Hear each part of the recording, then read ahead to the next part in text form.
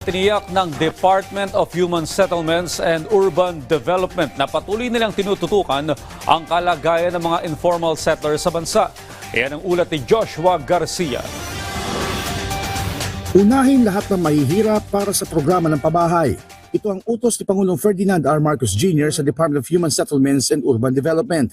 Ayon kay DSUD Secretary Rizalino Acuzar, sa kanyang panayam sa Bagong Pilipinas ngayon, sincero ang Pangulo sa kanyang pangako na mabigyan ng tahanan ang lahat ng mga Pilipino, partikular na ang mga nasa laylayan.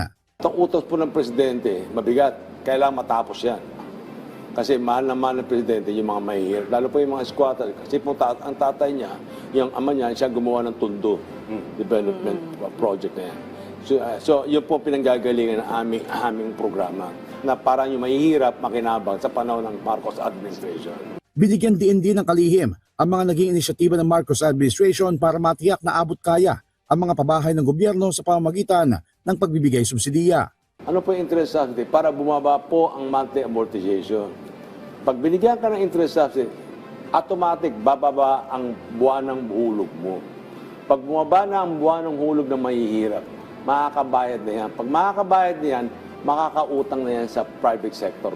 Ipinagmalaki rin ni Acuzar kung paano nila nasolusyonan ang kakulangan sa pondo noong 2024 para sa programa ng pabahay ng gobyerno, kung saan nagkaroon umano ng pakikipagtulungan at kolaborasyon sa pribadong sektor at iba pang ahensya ng pamahalaan. Maliban sa pagiging climate resilient, tiniyak din ng DSUD na may mga sapat na pasilidad ang mga itinayo at itatayo pa mga gusali at bahay sa ilalim ng Pambansang Pabahay para sa Filipino Housing o 4PH program, habang patuloy ang isinasagawang relokasyon ng mga naninirahan sa danger zones. Ngayong 2025, ipagpapatuloy ng DSUD ang kanilang mandato kung saan mas tututukan anya ng ahensya ang mga informal settler families o ISF. Alinsunod na rin sa pangako ni Pangulong Marcos Jr. na pabahay para sa lahat bago matapos ang kanyang termino.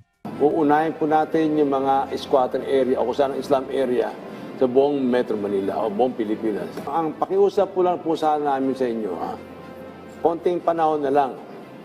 At pagpalista na po kayo, pag nakalitayo na po yung mga building yan, susunod na po kayo sa listahan. Joshua Garcia para sa Pambansang TV sa Bagong Pilipinas.